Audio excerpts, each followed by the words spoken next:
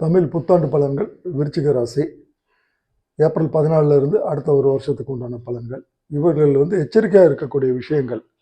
முக்கியமாக இவங்களுக்கு குரு அஷ்டமத்தில் இருக்குது, சனி அர்த்தாஷ்டமத்தில் இருக்குது. ரெண்டுமே முக்கிய கிரகங்களாக இருக்கிறதுனால இவங்களுக்கு ரொம்ப சில விஷயங்களை எச்சரிக்கையாக இருக்கணும். வச்சு செய்யும். இவங்க எந்த தப்பும் பண்ணலாம் கூட இவங்களுக்கு தண்டனை வர்றதுக்கும் கெட்ட பேர் வர்றதுக்கும் வாய்ப்பு அதிகம்.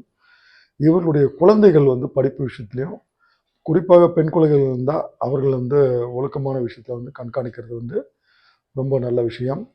இவங்களுக்கு எந்த ஒரு விஷயமும் செய்ய வர முடியாமல் மிஸ்மேனேஜ்மெண்ட் பண்ணிக்கிட்டு பேர் கட்டுறதுக்கு வாய்ப்பு இருக்குது. கவர்மெண்ட்டு பேங்க்கில் வேலை செய்கிறவங்களுக்கு ரொம்ப ரிஸ்க்கு.